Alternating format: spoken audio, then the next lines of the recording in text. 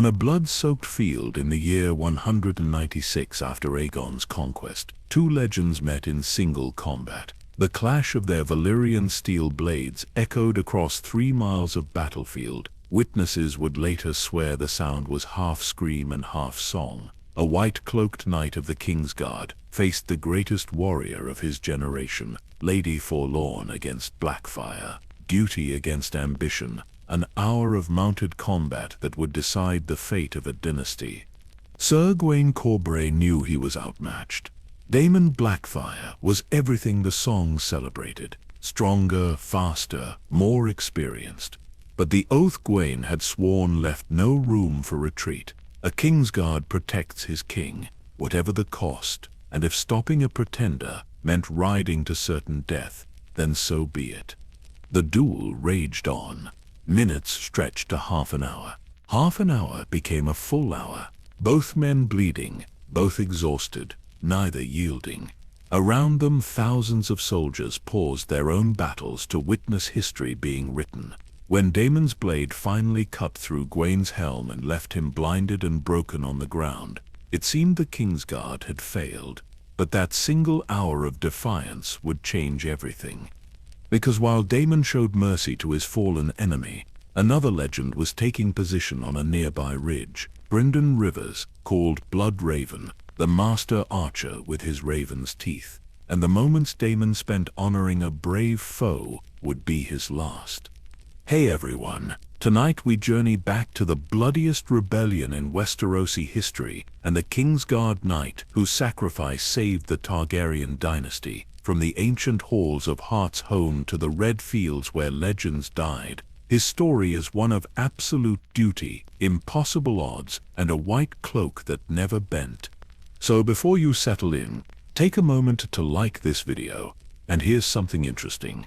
84% of people who watch these stories haven't subscribed yet. If you're enjoying what we do here, that subscribe button really helps us grow and bring you more legendary tales from the world of ice and fire. Drop a comment and let me know where in the world you're listening from and what hour of the day or night it is there. I genuinely love seeing our community spread across different time zones and countries. Now find your comfortable spot. Dim those lights if you can. Maybe let some gentle background sound help you settle in. And let's travel back 3 centuries to meet the knight who held a dragon. The year is 196. After the conquest, King Daeron II, called Daeron the Good, sits the Iron Throne. He is a scholarly man, thoughtful and diplomatic. He brought Dawn into the 7 kingdoms through marriage rather than conquest, a feat that eluded even the dragons. But not everyone sees this as strength. To many lords raised on stories of warrior kings, Daeron seems weak, too cautious, too willing to compromise. Not the dragon the realm deserves. And standing in shadow of that doubt is another dragon, Daemon Blackfire, the great bastard. Legitimized on his father's deathbed, but denied the throne. Given the sword Blackfire by King Aegon IV, the blade that Aegon the Conqueror himself once carried, a symbol that many interpret as the old king's true choice for succession. Daemon is everything the songs celebrate in a king: tall, handsome, charismatic, a warrior without peer, the perfect image of Targaryen majesty. But there's a darker question whispered in castles across Westeros. What if Daemon isn't actually a bastard? What if Queen Nerys bore him in secret, making him the true-born heir? The evidence is thin, built mostly on rumor, and the hatred between Aegon IV and his own son Daeron. But in a realm hungry for a warrior king, thin evidence is enough. The great bastards themselves are divided. Igor Rivers, called Bittersteel, stands with Daemon. His hatred for their half-brother Brynden makes him Daemon's most fervent supporter. Brynden Rivers, called Bloodraven, serves King Daeron with absolute loyalty. Both are deadly, both are brilliant commanders, and both are determined to see their chosen king prevail. Ancient rivalries reignite across the realm. Bracken against Blackwood, a feud as old as the first men, now given new life in choosing sides. the reach splits between houses, the riverlands tear themselves apart. Even in distant dawn, newly joined to the crown, some lords wonder if supporting Daemon might free them from the marriage alliance. Only the Vale of Arryn stands united. Lord Donal Arryn declares for King Daeron without hesitation, the Vale has always been the soul of chivalry and honor. They will support the rightful king, the anointed sovereign, no matter the cost, and that means their knights will march south when the call comes. In King's Landing, the King's Guard prepare for what everyone knows is inevitable. Civil war, brother against brother, house against house, dragon against dragon. They are 7 knights sworn to defend the king with their lives. No crowns, no lands, no families of their own, just the white cloak and the oath. Whatever comes, they will stand their ground. Among them is a man from the Vale, a knight of House Corbray, who carries his family's ancient Valyrian steel blade. Sir Gwayne Corbray took his vows knowing they might demand everything. Now, as storm clouds gather over the realm, he's about to discover just how much those vows will cost. The Vale of Arryn has always been different from the rest of Westeros. Protected by the Mountains of the Moon, isolated by geography, the Vale men developed their own culture over millennia. A culture that prizes honor above all else. Chivalry isn't just an ideal here, it's a way of life passed down through generations like the ancient swords many houses still carry. House Corbray embodies everything the Vale represents.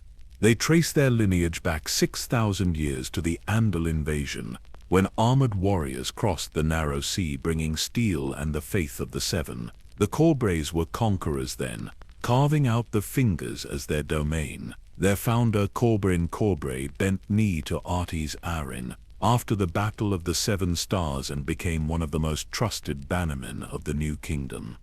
Heart's home became their seat, a castle built into the mountains themselves. Generation after generation of Corbrays rode out from those halls, earning reputations as some of the finest knights in Westeros. They produced warriors, yes, but more importantly, they produced men of principle, the kind who kept their word even when it cost them, the kind who understood that a sword is only as valuable as the hand that wields it and the cause it serves. Their sigil shows 3 ravens, each clutching a red heart in its talons. Some say it represents the 3 virtues every Corbray must embody: wisdom, courage, and loyalty. Others claim it's a reminder of an old tragedy, 3 loves lost to war. Whatever the truth, the image is striking. Dark birds holding bleeding hearts, an omen of what service to honor often demands. But it's the sword that truly defines House Corbray. Lady Forlorn. The name itself carries weight, speaking to loss and longing that transcends centuries. The original Lady Forlorn wasn't Valyrian steel. It was a blade forged by the first men, carried by the Royce kings who ruled the Vale before the Andals came. When King Robert II killed Coil Corbray during the early Andal Wars, he claimed that ancient sword as his prize. For the Corbrays, losing their ancestral blade was a wound that never truly healed. Generations passed. The Andals consolidated power. The Vale united under House Arryn, and somewhere in those long years, the Corbrays commissioned a new sword, not just any blade, but Valyrian steel forged in the fires of old Valyria before the Dune consumed that empire. How they acquired it, whether through trade or conquest or sheer fortune, the records don't say. What matters is they named it Lady Forlorn, honoring the lost blade and the grief that came with it. Valyrian steel is impossibly rare. In all of Westeros, perhaps 200 such blades exist. Most are swords, though there are a few daggers and 1 legendary axe. The metal is lighter than castle-forged steel, sharper than any whetstone can achieve, and it never loses its edge. The secret of making it died with Valyria 4 centuries ago. You can rework existing Valyrian steel, reshape it, but you cannot create new. Every blade is priceless, worth more than most castles. Lady Forlorn's steel carries a distinctive smoke-gray color, rippling with darker patterns that seem to shift in the light. Set into the pommel is a heart-shaped ruby, red as fresh blood. Some say it represents the hearts in the Corbray sigil. Others whisper it's a reminder that every time the blade is drawn, someone's heart will stop beating.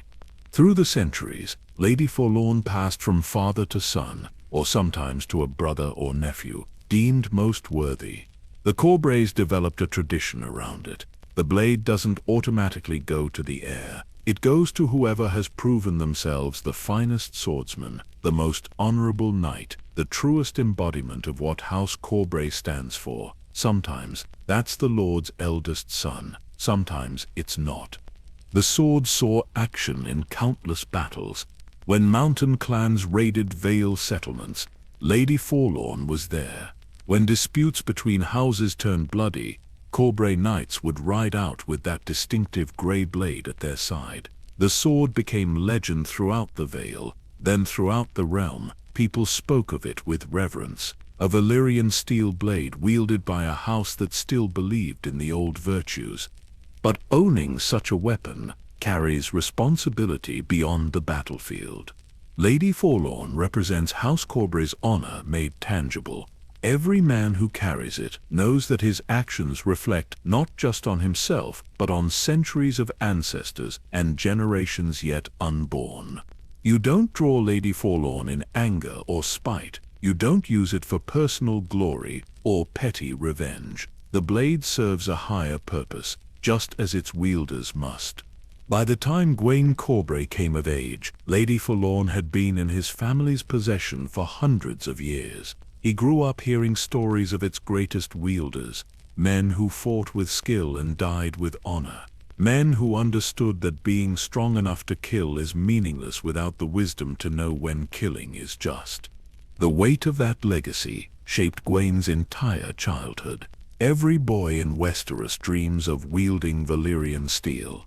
But for a Corbray, it's different. It's not about the weapon's power or its value. It's about proving worthy of the trust your ancestors placed in the blade. It's about adding your own chapter to a story that began before you were born and will continue long after you're gone.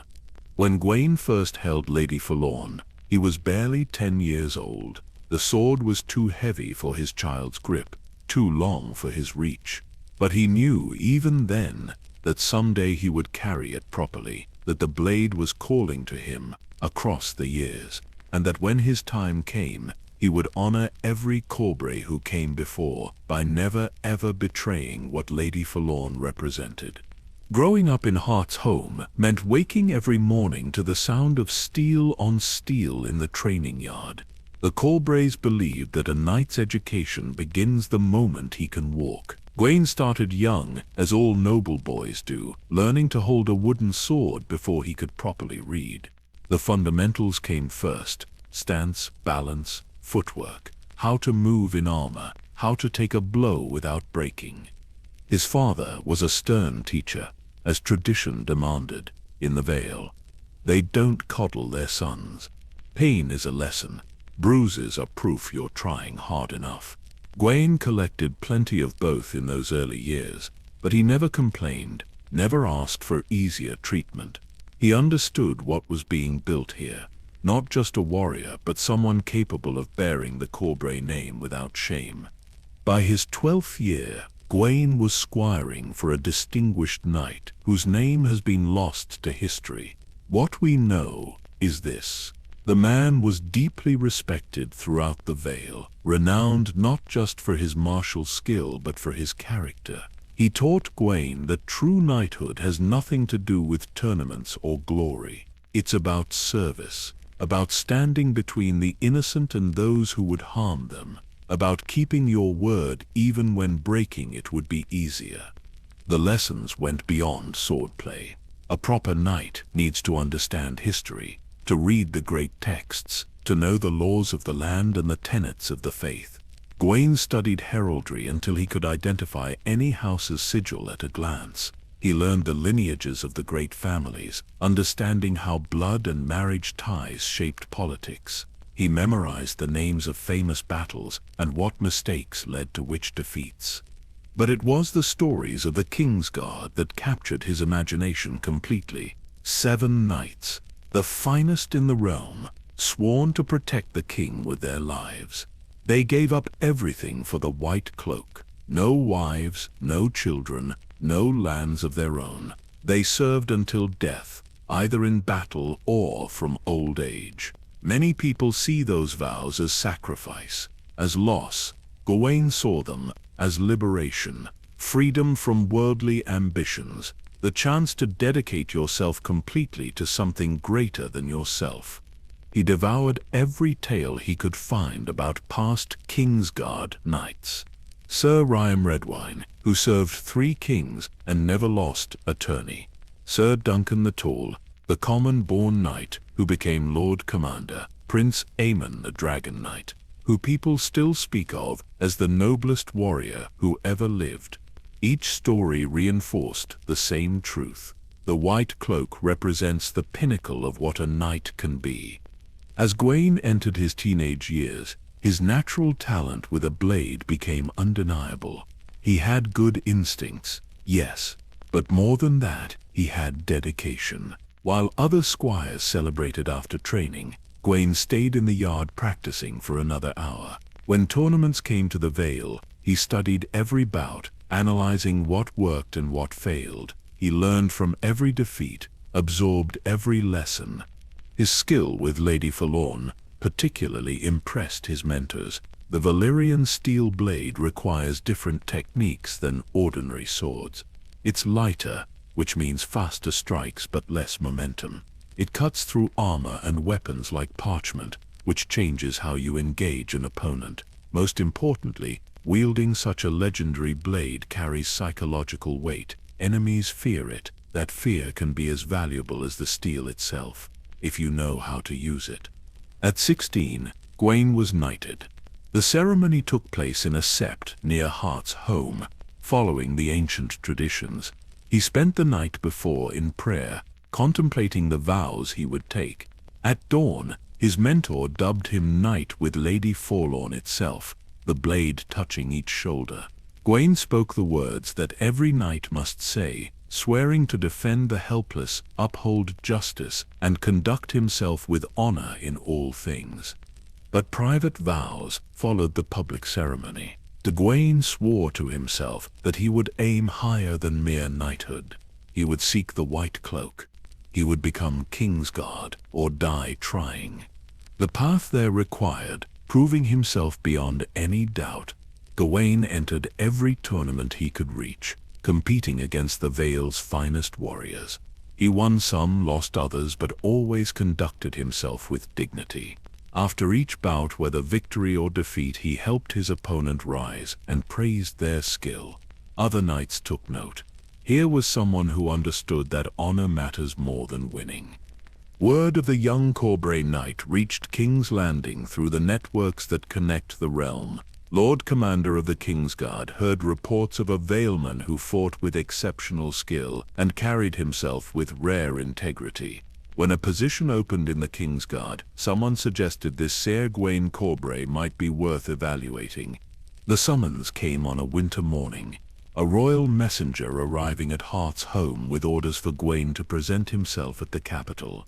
His father embraced him with rare emotion, knowing what this meant. His mother wept, understanding she was losing her son not to death, but to something just as final. The white cloak does not permit family visits or divided loyalties. Gwayne rode south, carrying Lady Forlorn and little else.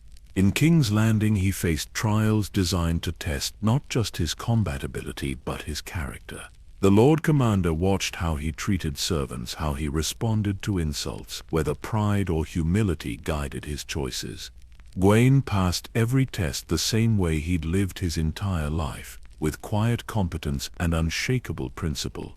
When King Daron II finally granted him audience, Gwayne knelt and spoke the truth plainly. He wanted to serve, not for glory, not for personal advancement, but because the Kingsguard represented everything he believed a knight should be. Daron, who valued wisdom over flash, saw something in this earnest young man from the Vale, something reliable in an increasingly unstable realm. The day Gwayne took the white cloak remains one of the proudest moments in House Corbray's long history. Standing in the throne room before hundreds of nobles, he spoke the 7 vows that would define the rest of his life. Each promise stripped something away: the right to marry, to father children, to hold lands, to win personal glory. But with each loss came freedom. Freedom to serve purely, to dedicate himself absolutely, to become something greater than any individual man. Lady Forlorn came with him to King's Landing, a rare honor for a Kingsguard knight. Technically, he'd given up all family ties, but the Lord Commander understood that some symbols transcend rules. The blade represented not Gwayne's personal heritage, but the values he'd sworn to uphold. Let him carry it, the Lord Commander decided. Let him remember where he came from and what he represents. King Aegon IV died, as he'd lived, causing chaos until his last breath. They called him Aegon the Unworthy, and history has rarely produced a more fitting name. A king who elevated his mistresses above his wife, who ignored his true-born children in favor of his bastards, who left the realm weaker and more divided than he found it. But his final act eclipsed all his previous failures. On his deathbed, Aegon legitimized every bastard he'd ever fathered. All of them, with a single decree. Suddenly men and women who'd lived their entire lives as baseborn found themselves legally recognized as nobility. For most this changed little beyond their titles, but for the great bastards, the king's children by noble mistresses, legitimization meant something far more dangerous. It meant they had claims to the throne.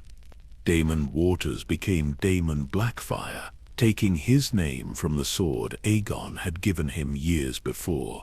That sword alone carried meaning that couldn't be ignored. Blackfire was the blade Aegon the Conqueror carried when he unified the 7 kingdoms. By tradition it passed from king to heir. Yet Aegon IV gave it to his bastard son instead of Daron, his legitimate heir.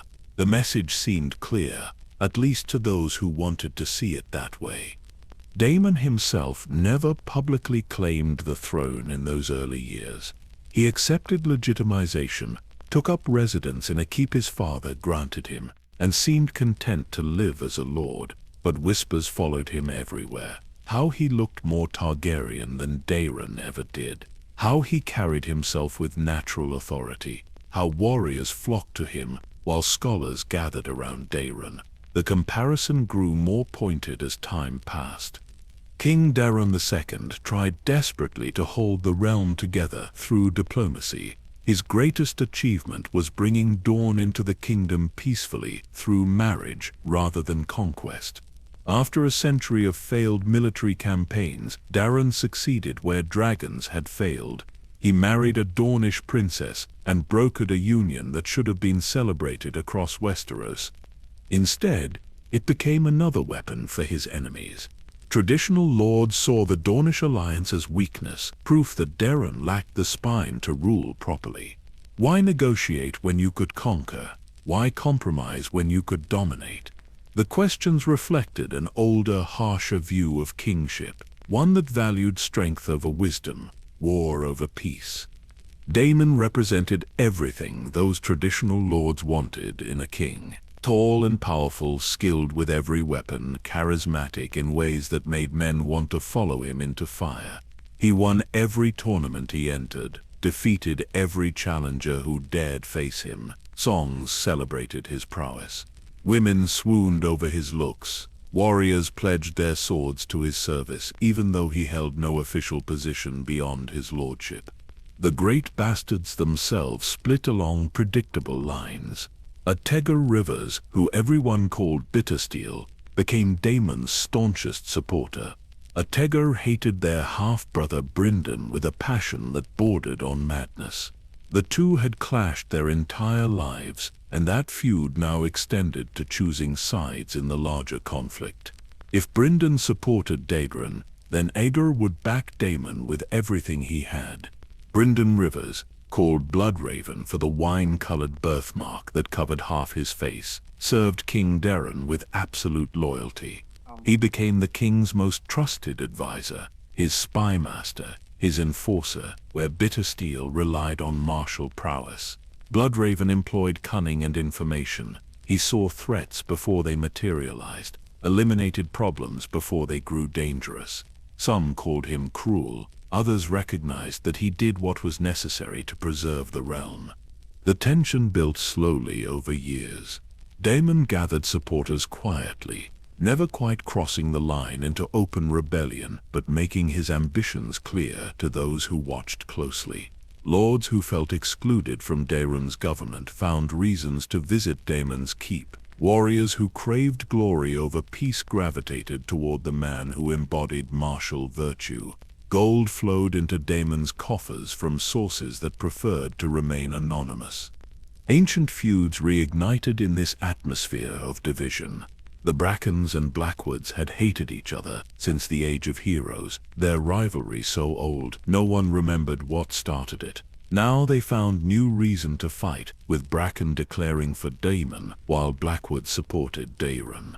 The Reach fractured between houses. The Riverlands prepared for civil war within their own borders. Even distant regions felt the pull of choosing sides. Through all this rising tension, the King's Guard maintained their vigil, 7 men standing between the king and anyone who would harm him. They didn't involve themselves in politics, didn't take positions on who deserved the throne beyond their sworn duty to protect whoever wore the crown. Gwayne watched the realm tear itself apart and knew that eventually, inevitably, the conflict would turn hot. He spent his days in King's Landing training, standing guard, fulfilling his duties with the same dedication he'd shown since taking the White Cloak. But he wasn't naive. War was coming. The only questions were when it would start, and how bloody it would be. In quiet moments, Gwayne found himself touching Lady Forlorn's hilt, drawing reassurance from the familiar weight. Whatever came, he would be ready. The break finally came in early 196. After the conquest, Daemon Blackfire openly declared himself the rightful king of Westeros. Not a pretender, not a rebel, but the legitimate heir who'd been wrongly denied his throne. His supporters erupted in celebration, convinced that their warrior king would sweep aside Daeron's government and restore proper strength to the realm. Houses declared their allegiances openly. Now, the Peaks, the Yarren Woods, dozens of other proud families announced for Daemon. They raised their banners, called their knights, and prepared to march. Bittersteel took command of Daemon's military forces, organizing what promised to be the largest army the realm had seen since the conquest itself. This wasn't some minor uprising. This was existential threat to the Targaryen dynasty. Daeron's response was measured but firm. He called his own banners, summoning the houses that supported the rightful king. The Arrons answered immediately, Lord Donald swearing that the Vale would stand with the throne. The Dornish mobilized despite being newly integrated into the kingdom. The Blackwoods gathered their strength. Loyal houses throughout the realm prepared for war. The Kingsguard knew their role in what was coming. They would fight alongside the king's forces, protecting Daeron while engaging the enemy. For Gwayne specifically, Lord Commander assigned him to fight with the Vale contingent. His presence would honor his homeland while putting his considerable skill where it was most needed. The Vale Knights were among the finest warriors in Westeros, and having a Kingsguard member fighting at their side would inspire them to even greater efforts. Gwayne said his farewells to his fellow Kingsguard brothers, knowing some of them might not survive what was coming. They embraced these 7 men who'd sworn away everything for their oaths. Then Gwayne rode north to join Lord Arryn's forces, Lady Forlorn belted at his side and the White Cloak streaming behind him. The armies converged slowly, moving across hundreds of miles to reach the killing ground. Scouts brought reports of Daemon's movements. The Pretender commanded from the front, leading his men personally rather than directing from safety. That alone told you everything about him. He genuinely believed in his cause, was willing to risk his life for it. That made him more dangerous than a dozen scheming lords who sent others to die for their ambitions.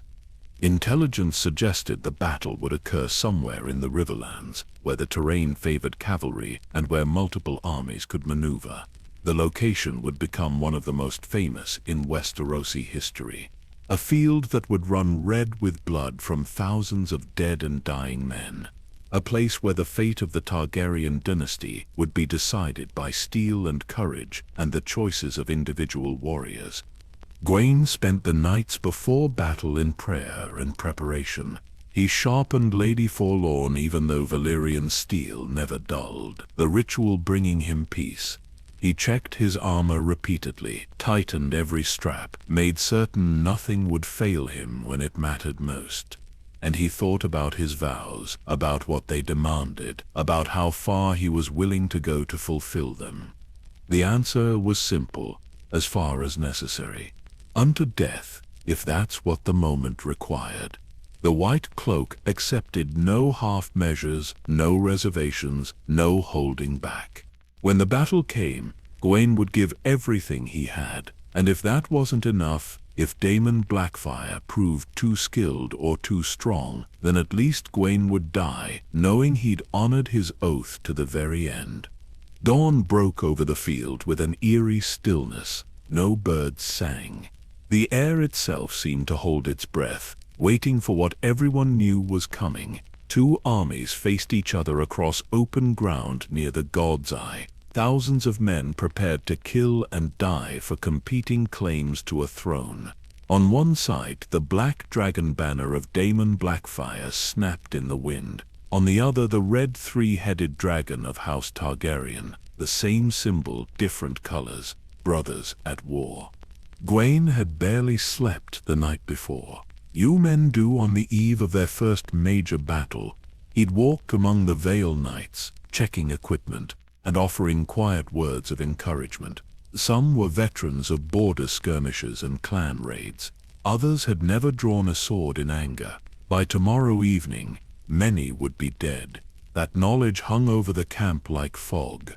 Lord Donal Arryn commanded the vanguard with the confidence of a man who'd led soldiers his entire life. The strategy was straightforward. Hit hard, hit fast, break through Daemon's lines before his superior numbers could envelop the loyalist forces. The Vale Knights would lead the charge, their heavy cavalry smashing into the enemy like a hammer.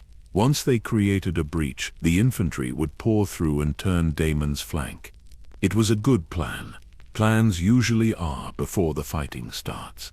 Gwayne donned his armor piece by piece in the pre-dawn darkness. The ritual brought him focus. Padding first, then the chainmail, then the plate. Each strap tightened with care, each buckle checked twice. His squire helped with the pieces he couldn't reach himself, working in practiced silence. The white cloak came last, fastened across his shoulders. Wearing it into battle felt both sacred and terrifying. The cloth marked him as a target. Every enemy on that field would know what killing a Kingsguard knight would mean for their cause. Lady Forlorn slid from its scabbard with the whisper of perfectly balanced steel. Gwayne ran his thumb along the flat of the blade, feeling the ripples in the Valyrian metal. The smoke-gray surface seemed to drink in what little light existed. He'd trained with this sword for years, knew its weight and reach as intimately as his own heartbeat. Today would test whether all that training meant anything.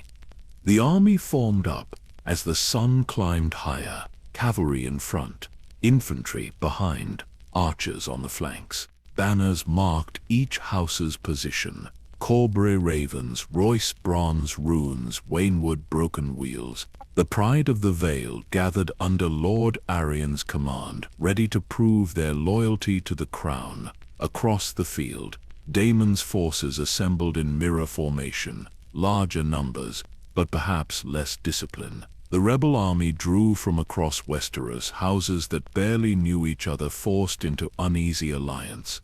Gwayne mounted his destrier, a powerful grey stallion trained for war.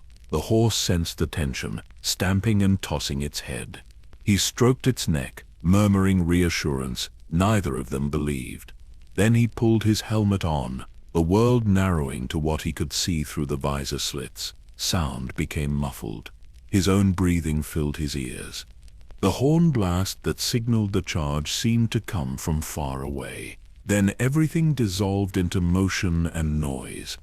Thousands of horses thundered forward simultaneously. The ground shook from the impact of so many hooves. Gwayne kicked his destrier into a gallop, lowering his lance as the enemy line rushed closer. Around him, Vale knights shouted battle cries. Some called on the Seven, others simply roared wordless challenges. All of them knew this moment would define whether they lived or died. The collision of the two cavalry forces was catastrophic. Lances splintered against armor and shields. Horses screamed as they crashed into each other. Men flew from saddles, some trampled immediately by the press of bodies. Gwayne's lance caught an enemy knight square in the chest, the impact traveling up his arm with brutal force. The man went down and disappeared beneath the churning mass of the melee. Gwayne dropped the shattered lance and drew Lady Forlorn. The Valyrian steel sang as it left the scabbard, a sound distinct from ordinary metal. Around him, the battle devolved into chaos. Individual duels mixed with confused, swirling masses of horsemen. You couldn't see more than a few yards in any direction. Dust and blood filled the air. Men shouted orders no one could hear over the din. He cut down a knight wearing bracken colors, the Valyrian steel shearing through the man's sword, and then his armor like they were made of parchment. Another enemy appeared from his left. Gwayne parried and riposted, Lady Forlorn opening a red line across the man's throat. Training took over, muscle memory guiding his actions. Think too much in battle and you die. The Vale vanguard pushed forward with disciplined fury. These weren't glory-seeking fools. They were professional warriors executing their orders with grim efficiency. Lord Arryn's voice carried above the chaos, directing the assault, keeping formations together. For a brief moment, Gwent allowed himself to hope. Maybe the plan would actually work. Maybe they could break through. Then Daemon Blackfire entered the battle, and everything changed. You could feel his presence before you saw him. The enemy forces suddenly rallied, their shouts gaining confidence. Rebel knights who'd been falling back regrouped and counterattacked. The pressure on the Vale lines intensified dramatically. Gwayne caught glimpses through the press of bodies, a figure in black armor, moving with impossible speed and grace. The dark rippled blade of the Blackfire sword catching sunlight as it rose and fell. Daemon fought like something from legend made flesh, every movement precise, every strike deliberate. He didn't waste energy or motion. When his sword moved, men died. His personal guard followed in his wake, professional killers who knew their job was simply to keep up with their lord and finish anyone he wounded. Together they carved through the loyalist lines like a knife through silk. Lord Arryn's vanguard, which moments before had been pushing forward, suddenly found itself fighting for survival. The momentum shifted completely. Val knights tried to hold position, but the pressure was overwhelming. Daemon's assault created panic that spread faster than any weapon. Men who'd stood firm against regular cavalry broke and ran when they saw the pretender king bearing down on them. Gwayne watched the disaster unfold with growing horror. If the vanguard collapsed, the entire battle plan fell apart. The infantry wouldn't be able to exploit the breach that no longer existed. Daemon's superior numbers would envelop the loyalist army and crush it. Everything depended on someone stopping that black-armored figure and the destruction he was causing. Around him, knights were dying. Friends, companions, men he'd trained alongside. The white cloak made Gwayne visible to everyone. Dying soldiers reached toward him as he passed, as if proximity to the Kingsguard might save them. He couldn't help them, could barely help himself, as the enemy pressed closer from all sides. Lord Aaron's voice cut through the chaos, hoarse from shouting but still commanding. Rally points were established. Knights who hadn't broken yet regrouped into defensive formations. It wasn't much, but it was something enough to keep the vanguard from complete annihilation. Barely. Gwayne made his decision in that moment. The Kingsguard oath demanded he protect the king. Darren wasn't on this field, but his cause was. And right now the greatest threat to that cause was one man in black armor carrying a legendary sword. Someone had to face Darren. Someone had to at least slow him down, give the loyalist forces time to recover. He spurred his destrier toward where he'd last seen the Black Dragon banner. Vale knights who recognized the white cloak formed up around him without being asked. Not many, perhaps a dozen, but they were the bravest of the brave warriors who hadn't lost their nerve despite witnessing their lines shatter. Together, they charged back into the worst of the fighting, toward the center of destruction where Daemon Blackfire was remaking the battlefield in his image. Breaking through to Daemon's position took longer than Gwayne expected. The enemy had formed a protective screen around their commander. Elite knights who understood their purpose was dying to keep lesser warriors away from the man they served. Gwayne and his small group cut through them with desperate efficiency. Lady Forlorn gave him an advantage that ordinary steel couldn't match. Each parry that would have locked blades instead sliced through the enemy's weapon. Each strike that hit armor punched through where normal swords would have bounced off. But even Valyrian steel couldn't make him invincible. A mace caught his shoulder, the impact numbing his arm, despite the plate protecting it. A lance scraped across his helmet, hard enough to ring his skull. His horse took a spear thrust to its flank, and nearly went down before recovering. The Vale knights with him fought with equal desperation. 2 fell in the press. 3 more took wounds that would have sent weaker men fleeing. They kept pushing forward. Then suddenly the enemy screen parted, and Daemon Blackfire was right there, close enough that Gwayne could see his face through the helmet's visor. The Pretender King sat astride a massive black destrier, blood splattered across his armor from a dozen kills. He was turning to address one of his guards when he noticed the white cloak approaching. For a heartbeat, both men simply stared at each other. Gwayne's voice came out steadier than he felt. Daemon Blackfire, you stand accused of treason against the rightful king. Yield and face justice, or die here. The formal challenge might have sounded absurd given the circumstances. Thousands of men fighting and dying around them, chaos on every side, and here was Gwayne reciting the proper words as if this were a tourney. But traditions matter, especially when you're about to try killing someone. Daemon's laugh carried genuine amusement rather than mockery. A Kingsguard knight. How appropriate. Though I think we both know yielding isn't an option for either of us. He raised the Blackfire sword in salute, the dark steel of the blade rippling like water. What's your name, sir? I'd like to know who I'm about to kill. Sir Gwayne Corbray of the Kingsguard. Corbray, the blade you carry is Lady Forlorn then? Daemon nodded with what seemed like genuine respect. I've heard of it. This should be interesting. They didn't signal when they charged.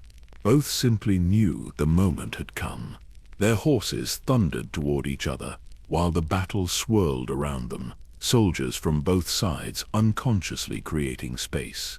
Everyone recognized what was happening. A single combat between champions. The kind of moment that defined battles in songs. Reality rarely provided such clear confrontations. When it did, men stopped to watch. The first clash of their swords sent a shock up Gwayne's arm, unlike anything he'd ever felt. Valyrian steel meeting Valyrian steel produced a sound that defied description. Later, survivors would struggle to capture it in words. The closest they came was half scream, half song, a metallic shriek mixed with something almost musical. The noise carried far beyond what ordinary combat produced. Men fighting hundreds of yards away heard it clearly and turned to locate the source. Daemon pressed the attack immediately, his superior experience evident in every movement. He didn't waste energy on unnecessary flourishes. Each strike came from an optimal angle with precisely the right force. Gwayne parried desperately, Lady Forlorn moving in patterns he'd practiced 10,000 times. But there's a difference between drilling in a practice yard and fighting for your life against arguably the greatest swordsman alive. They circled each other on horseback, looking for openings. In mounted combat, you have to coordinate with your horse while simultaneously fighting your opponent. The animal becomes part of the weapon, its movements as important as your sword strikes. Gwayne's destrier was well trained, but Damon's was exceptional. The black stallion responded to subtle cues, positioning itself perfectly to give its rider advantages. Another exchange. The swords met 3 times in rapid succession, each impact producing that distinctive sound. Sparks flew where the Valyrian steel edges kissed. Around them, the battle had essentially paused. Knights from both sides watched transfixed. Some had never seen Valyrian steel in combat. None had ever witnessed 2 such blades crossing. It was the kind of moment that would be talked about for generations. Gwayne's arm was already beginning to tire. The constant jarring impacts took their toll despite the blade's lighter weight. Damon showed no such weakness. He pressed harder, his attacks coming faster. Gwayne found himself giving ground, circling away from the worst of the strikes, trying to create distance to recover. But Damon wouldn't allow it. He pursued relentlessly, his horse staying close to Gwayne's. The Pretender's sword work was mesmerizing in its efficiency. No wasted movement, no unnecessary risks, just pure technical mastery honed over decades of training and combat. Gwayne was good, Damon was better. A strike got through Gwayne's guard and hit his breastplate with tremendous force. The Valyrian steel didn't penetrate, but the impact drove the wind from his lungs. He barely managed to parry the follow-up that aimed for his neck. His next desperate riposte forced Damon back a step, buying precious seconds to recover. They'd been fighting for perhaps 10 minutes. It felt like hours. Every muscle in Gwayne's body screamed. The weight of his armor, negligible at the fight's start, now felt crushing. His sword arm burned from the constant impacts. Blood ran into his eyes from a cut on his forehead he didn't remember receiving. Through the exhaustion and pain, one thought kept him fighting: the oath. He'd sworn to protect his king, and right now that meant keeping Damon occupied. Every second this duel lasted was another second. The loyalist army had to reorganize. Damon must have sensed Gwayne's determination, because something in his demeanor shifted. The Pretender's attacks became slightly more cautious, not because he feared defeat, but because he recognized he was facing someone who wouldn't surrender, wouldn't flee, wouldn't stop, until physically incapable of continuing. That kind of opponent was dangerous precisely because they were unpredictable. Desperation makes men capable of things skill alone cannot achieve. Gwayne seized on that brief hesitation. He launched a combination attack he'd practiced since childhood, high strike flowing into low, then a thrust aimed at Damon's center. The Pretender parried the first 2 but had to wheel his horse hard to avoid the thrust. For just a moment, Damon was off balance. Lady Forlorn came around in a sweeping arc that would have taken Damon's head off if it connected. The Blackfire blade intercepted it at the last instant, the 2 Valyrian steel edges meeting in another of those distinctive impacts. But the angle was bad for Damon. The force of the blow pushed him sideways in his saddle. His horse, feeling the shift in weight, turned trying to compensate. Gwayne pressed the advantage, raining blows down while Damon struggled to regain position. It couldn't last. The Pretender was too skilled, too experienced. But for those few seconds, Gwayne drove the greatest warrior of his generation backward. Men watching from both sides gasped audibly. The Kingsguard Knight was actually winning exchanges against Damon Blackfire. Then Damon recovered, and everything fell apart. The Pretender's counterattack was brutal in its precision. He'd been testing Gwayne's defenses throughout the fight, probing for weaknesses. Now he exploited them with surgical accuracy. His blade found gaps in Gwayne's guard that shouldn't have existed. Strikes came from impossible angles. The Black Destria moved in perfect coordination with its rider, cutting off escape routes, maintaining ideal positioning. Gwayne's parries became more desperate. He was reacting now rather than fighting. Lady Forlorn moved almost of its own accord, muscle memory keeping him alive, while his conscious mind struggled to process the speed of Damon's assault. This was the difference between talent and genius, between very good and the absolute best. A strike got through and cut into his thigh, the Valyrian steel sliding between armor plates. The pain was immediate and shocking. Gwayne nearly dropped his sword, catching the hilt at the last moment through sheer force of will. Blood soaked his leg, spreading across the saddle. The wound wasn't immediately fatal, but it was serious. His strength was draining with the blood. Damon showed no mercy, and Gwayne expected none. This wasn't a tourney where you could yield and walk away.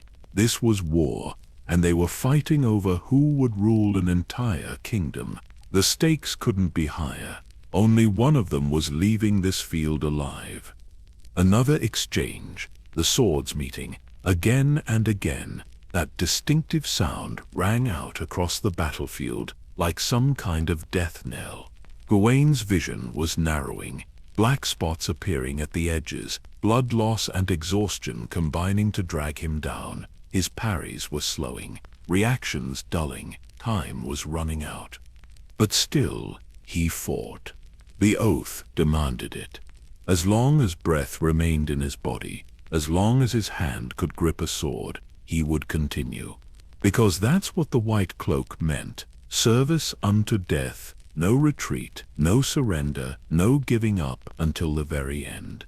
They'd been fighting for nearly an hour, an eternity in combat terms. Most duels end in seconds. Even in tourneys, prolonged combat is rare because the participants are trying not to kill each other. This was different. Two warriors of exceptional skill, both wielding legendary Valyrian steel blades, both absolutely committed to killing the other. The duration of the fight itself was becoming legendary among those watching. But Gwayne knew he was losing, could feel it in every screaming muscle, every labored breath. The wound in his thigh had weakened his seat in the saddle. His sword arm felt like it was made of lead. Blood from multiple cuts made his grip slippery inside his gauntlets. Meanwhile, Damon seemed barely winded. Oh, he was tired, certainly, but not like Gwayne, not on the verge of collapse. The Pretender's next combination was the beginning of the end, a faint high that drew Gwayne's blade up. Then a lightning-fast redirect low. Lady Forlorn moved to intercept but was a fraction too slow. The Blackfire sword caught Gwayne's horse in the shoulder, a brutal strike that bit deep into muscle. The Destria screamed and reared, throwing Gwayne's weight backward. In that moment of imbalance, Damon struck, not at Gwayne but at his helmet, a calculated blow designed to end the fight without necessarily killing. The dark Valyrian steel came down with all of Damon's considerable strength behind it. It caught the side of Gwayne's helmet with devastating force. Valyrian steel cuts through normal metal like butter. But Gwayne's helmet was also quality work, hardened steel from the finest armorer in the Vale. The Blackfire blade didn't slice cleanly through. Instead, it crushed inward, deforming the metal even as it cut. The helmet crumpled under the impact, steel tearing and buckling. The pain was beyond anything Gwayne had ever imagined. The blade penetrated his skull, cutting through bone and into the brain tissue beneath. His vision exploded into white light that immediately faded to red, then darkness. He felt himself falling, the world tilting sideways. The impact of hitting the ground barely registered compared to the agony in his head. He tried to rise. The oath demanded it. Even with his skull split, even blinded, he had to keep fighting. His hand scrabbled for Lady Forlorn, the sword lying somewhere in the blood-soaked grass nearby. His fingers found the hilt but lacked the strength to lift it. The simple act of breathing became a monumental effort. Wetness ran down his face, blood, tears, fluids from the catastrophic head wound. Through the haze of pain and approaching death, Gwayne heard Daemon dismounting. Heavy footsteps approached. This was it, then. The Pretender would finish what he'd started, put his sword through Gwayne's throat, and end it. That was fine. He'd done his duty. Held Daemon for an hour. Given the Loyalist forces time to recover. If he died now, at least he died fulfilling his oath. But the killing blow never came. Instead, Daemon's voice filtered through the fog. Get him off the field. Find a maester. He fought with honor. He deserves better than being trampled. Hands lifted Gwayne, each movement sending fresh waves of agony through his shattered skull. He tried to speak, to curse Daemon for his mercy, to demand the Pretender finish it, but his tongue wouldn't cooperate. Words came out as meaningless sounds. Someone was carrying him away from the fighting. He could hear the battle continuing, the clash of steel and screams of dying men. What Gwayne couldn't see was what happened next. How Daemon stood over the spot where they'd fought, looking down at the blood-stained ground. How he'd paused to honor a worthy opponent, taking those crucial moments to ensure Gwayne received medical attention rather than simply moving on to his next fight. Those moments would cost Daemon everything. While the Pretender dealt with Gwayne, another player was making his move. Brynden Rivers, called Bloodraven, had been watching the battle from a nearby ridge with his personal guard, the elite archers known as Raven's Teeth. He'd seen Daemon engage the Kingsguard Knight, watched the duel drag on much longer than anyone expected, recognized the opportunity. Bloodraven was many things, a master of information, a ruthless enforcer, a man who understood that winning matters more than honor. He saw Daemon stationary, focused on helping a fallen enemy rather than pressing his advantage. The Pretender's guard had created space for the duel, meaning Daemon stood relatively alone, perfect. The command was given. The Raven's Teeth drew their bows, the wood creaking under tension. These weren't ordinary archers. They were the finest bowmen in Westeros, trained to hit targets at ranges that would be impossible for normal soldiers.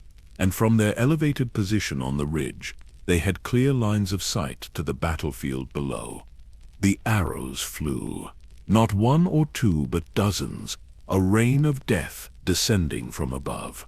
Most targeted Daemon directly, others aimed for his immediate surroundings, cutting down guards before they could react. The Pretender looked up at the last moment, recognition and fury crossing his face. Then the arrows hit. Multiple shafts struck Daemon simultaneously. His armor turned some but not all. Blood bloomed across his chest and legs. Near him, his twin sons Aegon and Aemon Blackfire died instantly, neither old enough to have really lived before being cut down. The young princes fell, still wearing the eager expressions of boys playing at war, not understanding the game was real until it was too late. Daemon staggered but didn't fall immediately. He pulled one arrow from his chest, face twisted in pain and rage. For a moment it seemed like he might actually fight on despite his wounds. Then his legs buckled and he crashed to his knees. Around him his guards were dying, caught completely unprepared by the aerial assault. The Black Dragon banner toppled as its bearer took an arrow through the throat. The rebel army saw their king fall and panic spread like wildfire. The carefully maintained formations dissolved. Knights who'd been winning their individual fights suddenly lost heart and fled. The entire momentum of the battle reversed in seconds. What had been a rebel victory turned into catastrophic defeat.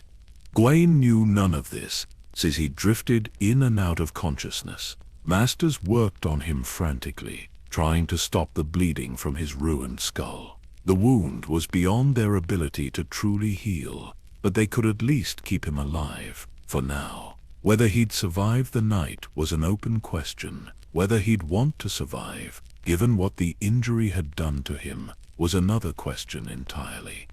When he finally regained some semblance of awareness, it was to find himself in a tent far from the battlefield. The sounds of combat had been replaced by the moans of wounded men. His head felt wrong, like someone had stuffed it with wool. When he tried to open his eyes, nothing happened, just darkness. A maester's voice came from nearby.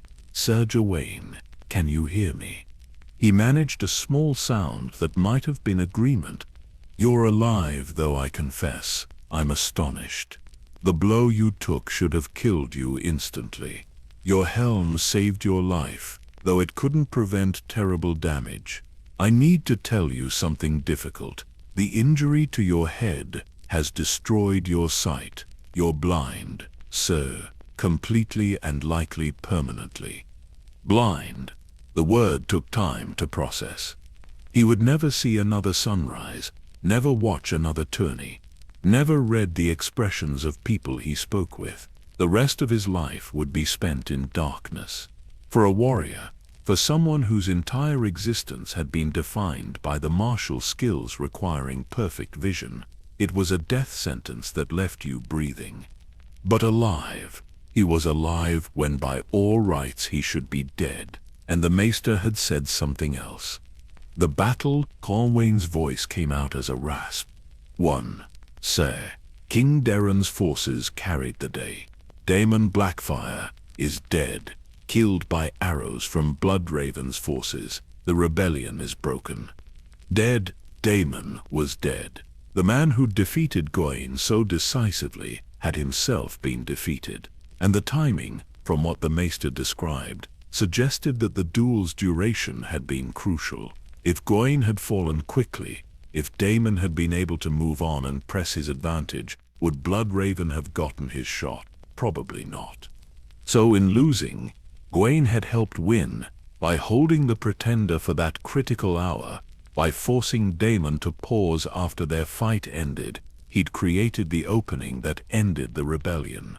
It wasn't the glorious victory anyone dreams of. He hadn't personally defeated Daemon in single combat, but he'd contributed something perhaps more important: time, space, opportunity. The white cloak demanded results, not glory. It required sacrifice, not recognition. And lying there in the darkness that would be his constant companion from that day forward, Gwayne understood he'd fulfilled his oath more completely than he could have imagined, not by killing the king's enemy, but by making it possible for someone else to do so. He'd given everything: his sight, his health, his ability to serve actively as a Kingsguard knight. In return, the Targaryen dynasty survived. King Darren remained on the throne. The realm was preserved. When you measured it against those outcomes, the personal cost seemed almost insignificant. Almost. The field earned its name honestly. When the fighting finally stopped, the grass had disappeared beneath bodies and blood. Thousands of men lay dead or dying, scattered across acres of ground that would never quite recover from what happened there. Estimates varied, but most historians agree somewhere between 7,000 and 10,000 soldiers died that day. For context, that's more than perished in many entire wars throughout Westerosi history. One afternoon of violence producing casualties that would haunt the realm for generations. Daemon Blackfire's death shattered the rebellion instantly. Littlefield tried desperately to rally the troops, to maintain some kind of organized retreat. But armies are fragile things. They hold together because men believe victory is possible. Once that belief dies, discipline evaporates. The rebel forces that had been on the verge of winning suddenly found themselves in full rout. Knights abandoned their horses to flee faster. Foot soldiers threw down their weapons and begged for mercy. What had been an organized military force dissolved into panicked individuals trying to survive. The Loyalist army pursued, but without the bloodlust you might expect. King Darren's forces were exhausted, depleted, traumatized by what they'd experienced. Yes, they'd won, But the cost was staggering. Nearly every man fighting for the crown had lost friends, brothers, fathers in the carnage. The desire for revenge competed with simple weariness. Most were content to let the rebels flee rather than chase them down and continue the slaughter. Bittersteel managed to escape with a portion of Daemon's army, crossing the narrow sea to the free cities, where he'd continue plotting rebellion for the rest of his life. The first Blackfire rebellion ended, but it planted seeds for 4 more over the next several decades. Daemon's surviving son, also named Daemon, would eventually try to claim his father's crown. That pattern would repeat until the male Blackfire line finally died out. The battle at Redgrass Field didn't end the conflict permanently, it just postponed it. But none of that mattered to Gwayne as he lay in the medical tent, drifting between consciousness and oblivion. The Maesters had done what they could, which wasn't much. The blow had cracked his skull, damaged his brain, destroyed the optic nerves. The fact that he was alive at all defied medical understanding. Men didn't survive wounds like that. The human body simply couldn't function with that much trauma to the head. Yet somehow Gwayne's body kept functioning anyway. His heart continued beating. His lungs drew breath.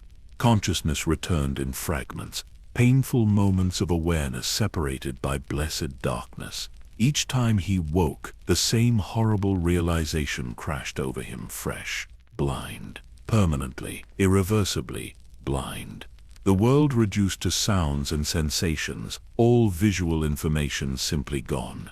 The first coherent conversation he managed was with Lord Arryn, who visited when his duties commanding the Vale forces allowed. The Lord spoke gently, explaining the battle's outcome and praising Gwayne's courage, but there was sorrow in his voice too.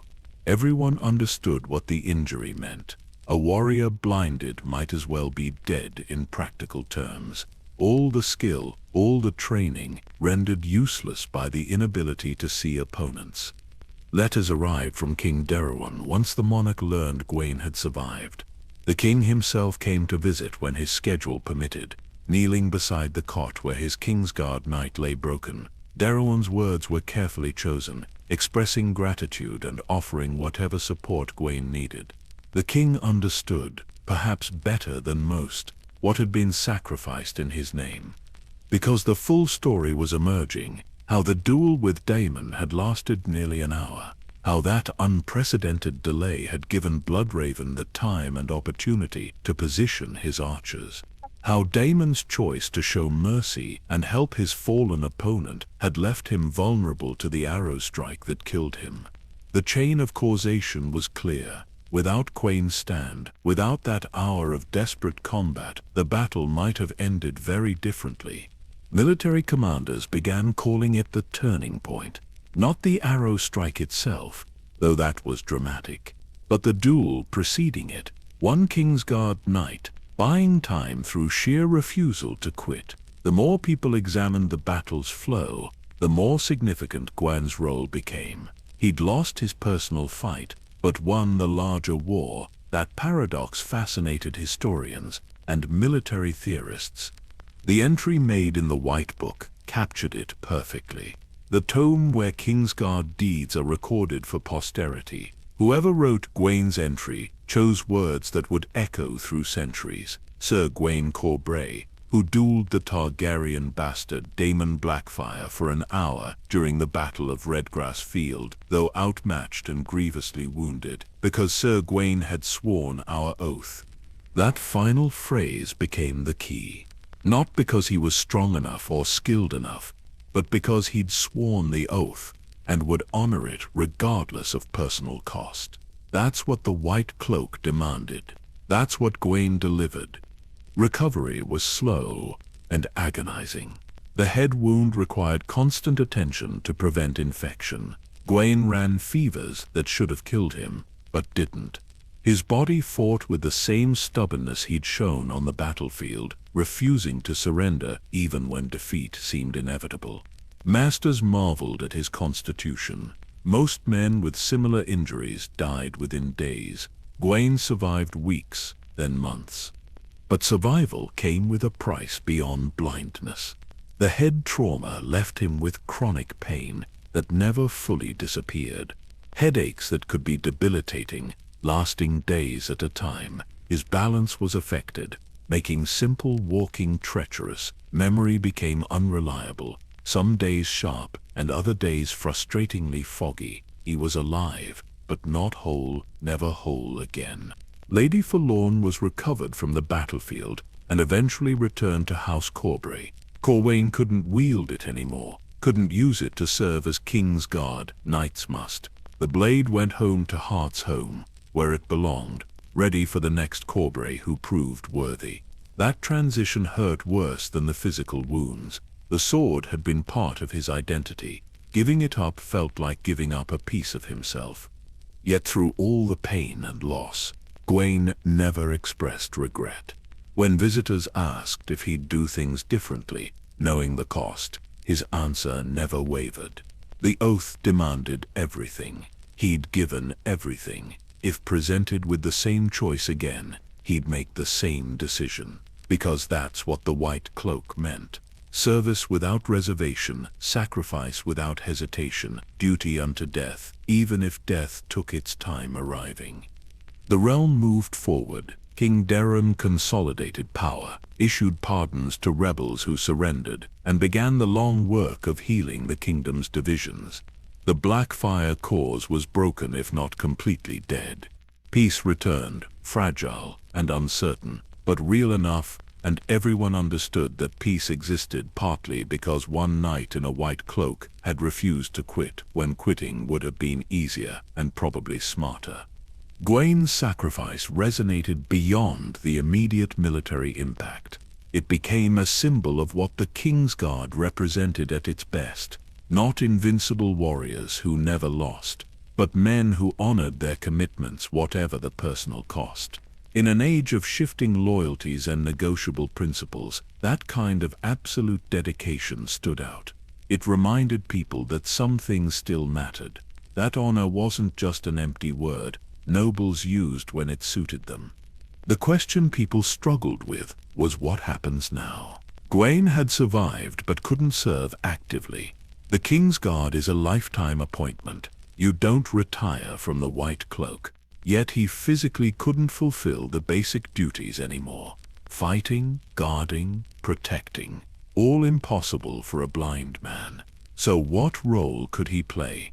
How do you honor someone who gave everything but didn't die in the process? King Darren's solution was elegant. Gwayne would remain King's Guard in title and status. He'd keep the white cloak, maintain his position in the order, receive the respect and honor due a sworn brother. But his duties would shift. Instead of physical service, he'd serve as a teacher and counselor, train new King's Guard candidates, share his experience with younger knights, embody the ideals the white cloak represented. It was a compromise that satisfied no one perfectly but worked well enough. Gwayne accepted because the alternative was leaving the King's Guard entirely, which would have been unbearable. His brothers accepted because they recognized Gwayne deserved better than being cast aside. The realm accepted because having a living legend available to inspire the next generation had value beyond what one more sword arm could provide. And so Gwayne Corbray transitioned from active warrior to revered elder, from knight who fought to knight who taught. The change wasn't easy. Some days the frustration of being unable to do what he'd trained his entire life for overwhelmed him. Other days he found satisfaction in passing on knowledge hard-won through experience. Gradually, painfully, he built a new identity around his limitations. But he never forgot what happened at Redgrass Field. The duel, the wounding, the price paid, it defined the rest of his life in ways large and small. Every time someone addressed him with the respect due a King's Guard knight, he remembered why that respect existed. Every time young knights asked for his wisdom, he understood his continued existence served a purpose. The oath had demanded everything. He'd given it, and somehow, impossibly, life continued. Learning to navigate the world without sight proved harder than learning to fight ever was. Everything Gwayne had taken for granted suddenly became an obstacle requiring conscious effort. Walking through familiar rooms without bumping into furniture, dressing himself without assistance, eating without making a mess. Tasks that children master easily became daily challenges for a grown man robbed of vision. The first months were the worst. Frustration and anger competed with depression. Some days Gwayne wished Damon had simply killed him. Death would have been cleaner, a warrior's end rather than this lingering half-life. But the oath forbade giving up, even when giving up seemed like mercy. So he persisted, slowly developing techniques to compensate for blindness. He learned to count steps between locations, mapping King's Landing in his mind through distance and direction. Sound became crucial. The echo of footsteps told him about room size and nearby obstacles. Voices revealed not just words but position and distance. Touch gave information vision once provided. Textures, temperatures, the feel of air currents. His remaining senses sharpened to fill the gap left by lost sight. Other people's reactions were almost as challenging as the physical limitations. Some treated him with excessive pity, speaking in those careful tones reserved for the broken. Others acted like nothing had changed, growing frustrated when he couldn't do things that required sight. The balance between independence and accepting necessary help was delicate. Gwayne wanted to prove he wasn't helpless while acknowledging he genuinely needed assistance with certain tasks. His fellow Kingsguard brothers helped enormously. They understood warrior's pride, knew how to offer aid without making it feel like charity. They walked with him until he memorized routes, described situations he couldn't see without making him feel inadequate, treated him as their equal, even when equality was obviously impossible. That respect sustained Gwayne through the darkest periods. The role King Darren had created for him gradually took shape. Young knights seeking to join the Kingsguard came to Gwayne for evaluation and instruction. He couldn't teach swordplay anymore, but he could teach the philosophy behind it, the mental discipline required, the emotional control necessary, the absolute commitment to the oath above all personal considerations. His teaching style was direct, sometimes brutally honest. He'd describe his own failures alongside his successes, making clear that being Kingsguard didn't mean being perfect. It meant striving constantly toward an ideal you'd never fully reach. The young knights responded to that honesty. Many had been raised on songs and stories that portrayed warriors as invincible heroes. Gwayne showed them the reality was more complicated and somehow more inspiring. Visitors came from across the realm, wanting to meet the knight who dueled Damon Blackfire. Lords brought their sons, hoping the encounter would inspire the boys toward greatness. Masters arrived to record his account of the battle for their histories. Common knights simply wanted to shake his hand, to have some small connection to living legend. Gwayne endured these audiences with patience born from duty, though he found the attention uncomfortable. He spoke of the duel reluctantly. Memory of those events carried pain beyond the physical wounds. Remembering his own inadequacy, how thoroughly Damon had outmatched him, wasn't pleasant, but he told the truth when asked. Yes, the pretender had been better. No, Gwayne hadn't really stood a chance of winning. The duel lasted an hour, not because of Gwayne's skill, but because of his refusal to quit. Sometimes, stubbornness matters more than talent. That honesty resonated. Knights raised on stories of glorious victories needed to understand that sometimes losing gloriously serves the realm better than winning easily. That courage isn't about being fearless or unbeatable. It's about doing what must be done, despite fear and despite knowing you'll probably fail. Those lessons had more value than sword techniques. Gwayne spent considerable time reflecting on Damon himself. The man had been his enemy, had nearly killed him, stood for everything the Kingsguard opposed. Yet Gwayne couldn't bring himself to hate the pretender. Damon had been honorable in his own way, showing mercy after the duel, ensuring Gwayne received medical care rather than simply finishing him. That choice revealed character. The tragedy was that Daemon's honor contributed to his death.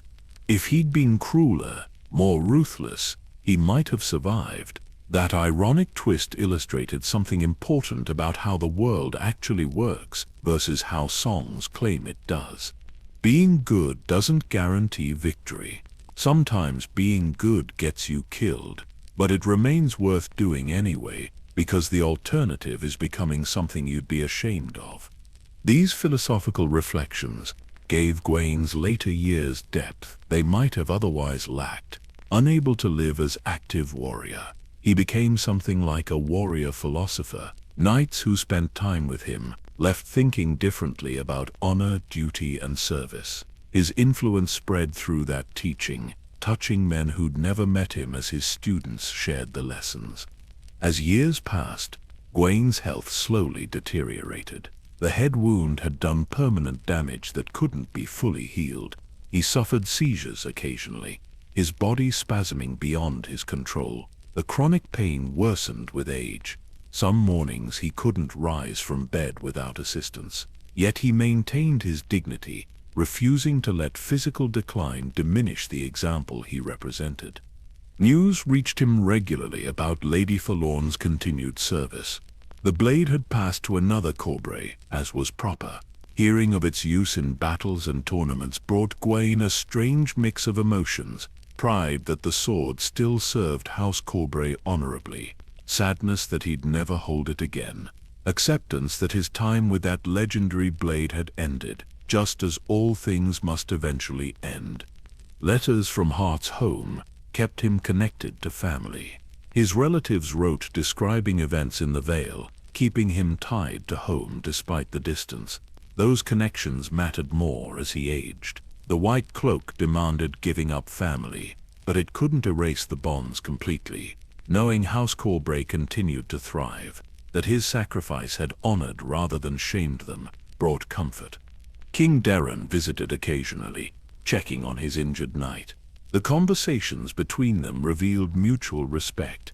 Darren understood what Gwayne had given to preserve his crown. Gwayne understood the burden of ruling, of making decisions that sent men to die. Neither envied the other's position. Both did what duty demanded because that's what honorable men do. The question of how long Gwayne lived after Redgrass Field remains unclear.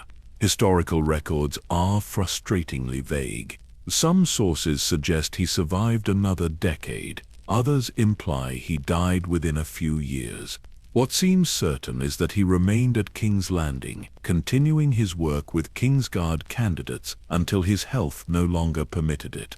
His death, when it came, was noted throughout the realm, not with the immediate shock that greets a warrior dying in battle, but with a quieter sadness, the passing of someone whose time had clearly come, but who'd be missed nonetheless. They buried him with full honors, his white cloak draped over the casket. Lady Forlorn wasn't present, being back home in the Vale, but its absence felt appropriate somehow. The man and the blade had served together for a time, then gone their separate ways. Both had honored the partnership while it lasted. What Gwayne left behind was something more valuable than territory conquered or enemies defeated. He left an example, proof, that the Kingsguard oath meant something real, demanded genuine sacrifice, and produced men worthy of the legends told about them. In an age of cynicism and compromise, his story reminded people that absolutes still existed, that some things remained worth dying for, or perhaps harder, worth living for, after the dying would have been easier. The stories began spreading before Gwayne even left the battlefield. Soldiers who'd witnessed the duel told anyone who'd listen about the clash of Valyrian steel blades, the sound that carried for miles, the white-cloaked knight who refused to yield despite being clearly outmatched. By the time the armies dispersed and men returned home, the tale had already begun its transformation from fact to legend. Bards seized on the material immediately. The Battle of Redgrass Field provided enough drama for a dozen songs, but the duel between Gwayne and Daemon became the centerpiece of most versions. Some embellished, making the combat more dramatic than reality. Others stayed closer to truth. All of them agreed on the essential elements: the hour-long fight, the terrible wounding, the role it played in enabling Daemon's death. Throughout the Vale especially, Gwayne's deed elevated House Corbray's status. They'd always been respected, but now they were revered. Every inn had someone who'd tell the story of their local hero standing alone against the greatest warrior of his generation. Parents named sons Gwayne, hoping to invoke that courage. Young knights studied every detail of the duel, trying to understand what gave him the strength to continue fighting long past the point where most men would have surrendered. But it was the White Book entry that cemented Gwayne's place in history. The tome kept at Whitesword Tower, recording every Kingsguard knight's deeds, became his most lasting memorial. Generations of Kingsguard brothers would read about Sir Gwayne Corbray, the knight who held Daemon Blackfire for an hour because he'd sworn the oath. That simple statement carried weight no song could match. Sir Jaime Lannister, centuries later, would note Gwayne's entry while conversing with Sir Loras Tyrell about famous Kingsguard knights. The fact that a man living 300 years after the event still knew the story demonstrated its staying power. Gwayne had achieved a kind of immortality through that brief mention. As long as the White Book existed and Kingsguard knights read it, his sacrifice would be remembered. Military historians found endless fascination in analyzing Redgrass Field. What made the battle decisive? Where did each commander succeed or fail? But they kept returning to the duel as a crucial turning point. Without that hour delay, without Daemon pausing after defeating Gwayne, Bloodraven never gets his shot. Change that one element, and potentially the entire rebellion succeeds. Alternative history games exploring what might have happened if Daemon won usually identified Gwayne's stand as the pivot point, where things went differently than they might have. The academic debates around the duel produced interesting conclusions about mounted combat with Valyrian steel blades. Both weapons were lighter and sharper than ordinary swords, which changed the dynamics. The fact that neither broke despite repeated impacts demonstrated why Valyrian steel was so valued. Tacticians studied how Gwayne managed to survive as long as he did against a superior opponent, extracting lessons about defensive fighting and buying time through pure endurance. But the cultural impact exceeded any military analysis. Gwayne's story became a teaching tool for what true knighthood meant. Squires across Westeros heard his tale as part of their education. The message was clear. Courage isn't about being unbeatable. It's about doing your duty even when success seems impossible. Especially then, honor demands you try regardless of outcome. The phrase describing the sound of the two Valyrian blades meeting became part of common language. Like Valyrian steel on Valyrian steel meant two equals clashing spectacularly, neither able to gain decisive advantage. Half scream, half song entered popular usage, describing anything that was simultaneously terrible and beautiful.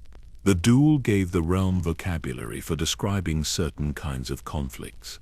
For House Corbray specifically, Gwayne became the standard against which all future members were measured.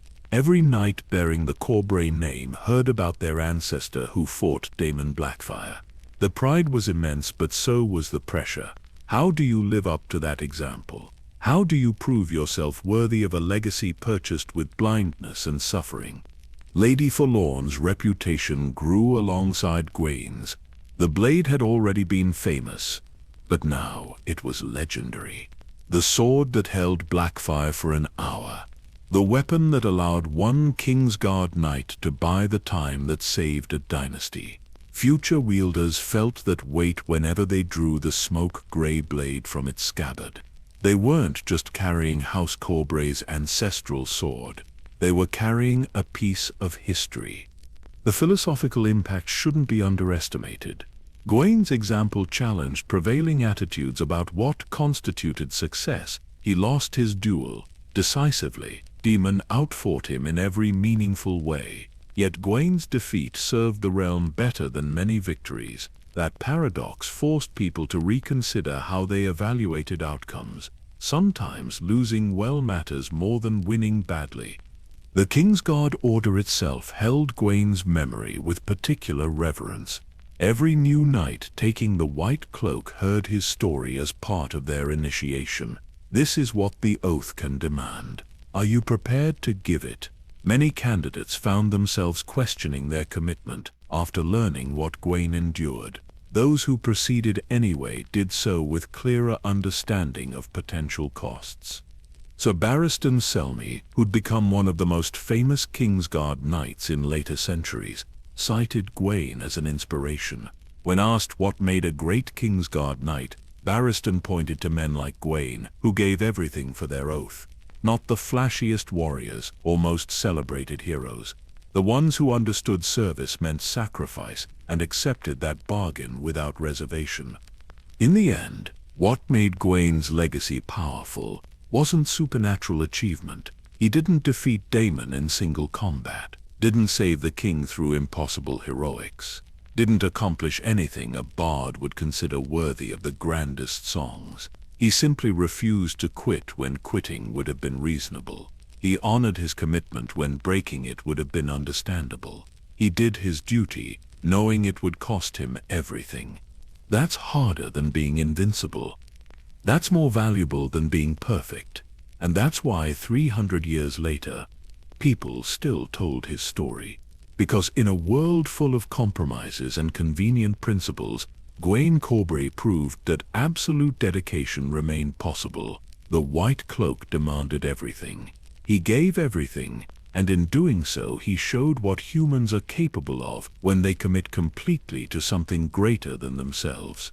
His grave at King's Landing became a place of pilgrimage for knights seeking inspiration. They'd stand before the simple marker bearing his name and contemplate what it meant to truly serve. Some walked away recommitting to their own duties with renewed determination. Others recognized they didn't have Gwayne's strength and chose different paths. Both responses were valid. Not everyone can be legendary, but everyone can learn from those who were. The most fitting tribute came from the small folk rather than nobles. Common people who'd never wear armor or swear grand oaths still understood Gwayne's story at its core. It was about keeping your word when breaking it would be easier. About standing up for what's right, even when you'll lose. About refusing to quit simply because success seems impossible. Those were lessons that transcended class and station. So servants told their children about the knight who fought for an hour despite knowing he'd lose. Farmers working their fields taught sons that sometimes all you can do is endure, and endurance itself becomes victory. Merchants closing deals they knew would cost them money maintained integrity because Sir Gwayne Corbray had maintained his at far higher cost. The legend rippled outward, touching lives in ways no one could fully track. And perhaps that's the most important legacy of all. Not the military impact, though that was significant. Not the inspiration for future Kingsguard knights, though that mattered enormously. But the quiet influence on ordinary people trying to live honorably in a world that often punished honor. Gwayne showed them it was possible. Difficult, yes. Costly beyond measure. But possible, and sometimes that's all anyone needs to keep trying. Standing in the archives of the Citadel today, you can find dozens of texts analyzing the first Blackfire Rebellion. Meisters have spent lifetimes dissecting every decision, every battle, every consequence of that bloody conflict. They debate endlessly about what might have happened if Daemon had won, if Bloodraven had missed, if any of 1,000 variables had shifted slightly. But most of these scholarly arguments eventually circle back to one moment, 1 hour, one night who refused to accept the inevitable. Sir Gwayne Corbray never sought the role history assigned him. He didn't wake up that morning planning to become legendary. He simply intended to do his duty, which happened to be fighting in a civil war that would determine the realm's future. The fact that his duty placed him opposite the greatest warrior of the age was unfortunate timing. But timing doesn't excuse you from obligation. The oath doesn't include clauses about only serving when circumstances are favorable. What makes his story resonate across centuries isn't the combat itself, though that was spectacular enough. It's what the combat represented. A choice made over and over throughout that hour-long duel. Every time Damon struck and Gwayne parried, he was choosing to continue. Every exchange where he could have yielded, could have begged mercy, could have simply let his exhausted body collapse. He chose to keep fighting, not because victory was possible, because the alternative was abandoning his sworn duty. That kind of decision defines character more clearly than any amount of success. Anyone can be brave when they're winning. Real courage appears when you're losing and choose to fight anyway. When the outcome is certain and you proceed regardless. When giving up would be justified and you refuse, those moments reveal what someone actually values versus what they claim to value.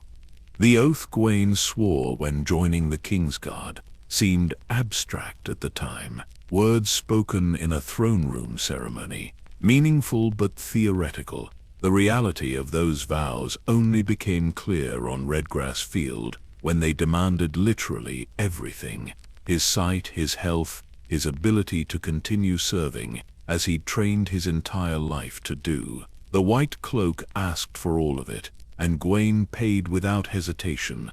There's something profound in that transaction. Modern cynicism suggests nobody truly believes in anything anymore, that everyone has their price, that principles are negotiable when cost gets high enough. Gwayne's example contradicts that cynicism. He proved that absolute commitment remains possible even when, perhaps especially when, it destroys you. Some things matter more than personal well-being. The challenge is identifying what those things are and whether you're capable of the sacrifice they might demand. His blindness became strangely appropriate in retrospect. The injury that robbed his sight also freed him from certain illusions sighted people maintain. He couldn't see others' reactions to him, couldn't watch pity or admiration cross their faces. The darkness forced him to evaluate people by their words and actions rather than appearance. In that darkness, he developed clarity about what mattered that sighted people often lack. The years after Redgrass Field weren't glorious in any traditional sense. No more battles, no tournaments, no chances to demonstrate martial prowess, just daily existence in permanent night, teaching young knights and answering endless questions about the duel. Some might consider that fate worse than death, but Gwayne found purpose in it. If his suffering inspired even one knight to honor his own oaths more faithfully, then the cost had meaning beyond the immediate military impact. King Darren understood that truth, which is why he created a role for Gwayne rather than quietly pensioning him off. The king recognized that keeping Gwayne visible, available, present served the realm in ways another sword arm could not. Every conversation between Gwayne and a young knight reinforced what the Kingsguard represented. Every story he told about the duel reminded people that honor demands real sacrifice. His continued existence argued against the comfortable cynicism that claims nobody actually believes in anything. The White Book entry remains the most concise summary of his life. 17 words capturing everything that mattered.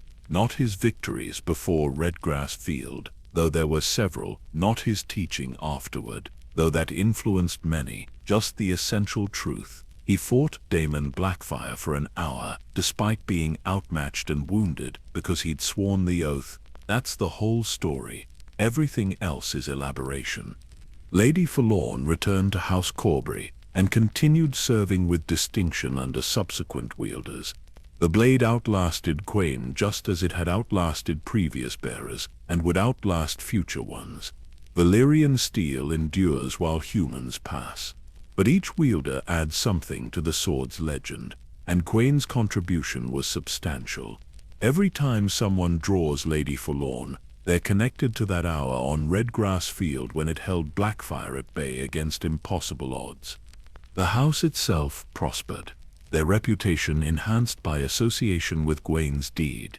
Corbrays continued producing capable knights who understood the weight of their surname. Not all achieved greatness. Few ever would. But they carried themselves with awareness that they represented something larger than individual ambition. One of their ancestors had given everything for his duty. The least they could do was try living honorably. In the broader scope of Westerosi history, the First Blackfire Rebellion represents a turning point. The realm nearly fractured completely. The Targaryen dynasty almost ended after less than 2 centuries. That it survived to continue another century owed much to many people's choices and sacrifices. But Gwayne's stand remains symbolically central to that survival. One man deciding that his oath mattered more than his life, and that decision rippling outward to affect everything. 300 years later, as another civil war tears the realm apart, people still reference Gwayne when discussing what true knighthood means. Sir Barristan Selmy, serving faithfully despite regime changes, Brienne of Tarth pursuing honor in a dishonorable age. Even Jaime Lannister, struggling with his own complicated relationship to the Kingsguard oath, knows Gwayne's story. These knights exist in the shadow of legends like him, measured against standards he established through blood and suffering. The field where it happened is quiet now. Grass has long since covered the bloodstains. Farmers work the land, probably unaware their plows turn soil that once drank the lives of thousands. No monument marks where Gwayne and Daemon fought. The realm doesn't preserve battlefields that way, but the ground remembers in its way. Everything that happened there shaped what came after, invisible roots running through history. Gwayne's grave in King's Landing offers a more permanent memorial, a simple marker bearing his name, dates, and the title he held. Kingsguard knights still visit occasionally, standing silent before the stone, contemplating what it represents. The oath demands everything. This man gave everything. Could I do the same if circumstances required it? Most honest knights admit they don't know that uncertainty is itself valuable. Better to acknowledge your limits than discover them catastrophically when someone depends on your strength. The peaceful ending Gwayne eventually found, death from natural causes in his own bed, seems almost anticlimactic after the drama of Redgrass Field. But perhaps that's appropriate. Not every story concludes with a final spectacular gesture. Sometimes you do the hardest thing in your life, survive it, then spend years living with consequences. That quieter courage, continuing day after day in diminished circumstances, requires different strength than battlefield heroics. Gwayne demonstrated both kinds and deserves recognition for each. His legacy ultimately rests on a simple proposition: words mean something. Oaths bind. Commitment matters even when, especially when, honoring it costs everything. Those principles seem obvious stated plainly. Living them is exponentially harder. Gwayne lived them without reservation and paid the full price they demanded. He became legend not through supernatural prowess, but through very human choice to keep standing when falling would have been easier. The white cloak hangs in the armory at White Sword Tower, alongside those of other Kingsguard knights. Grayans would be there too if they'd preserved it. The cloth itself has long since rotted away, but what it represented endures. Somewhere a young knight takes the same vows Grayan swore, promising to serve without reservation, to give everything if necessary. That knight doesn't know if he possesses Grayan's strength. Nobody knows until tested. But the example exists, proof that humans are capable of that level of dedication when called upon. And perhaps that's enough. Perhaps that's everything. Not that we all become heroes, but that we know heroism remains possible. Not that we all sacrifice everything, but that we understand some things are worth that sacrifice. Not that we all achieve Gwayne's legend, but that we try living with a fraction of his integrity. The standard exists. He set it through choices made on a bloody field 3 centuries ago. And as long as people remember, as long as the White Book records his deed, that standard continues inspiring those who strive toward it. The stars over Westeros shine the same. Whether anyone notices or not, the mountains of the Vale stand eternal, regardless of human concerns. Lady Forlorn waits in Heart's home for the next worthy bearer, and in the silence of history's long arc, one name echoes with particular clarity: Sir Gwayne Corbray, Kingsguard Knight, the man who held a dragon.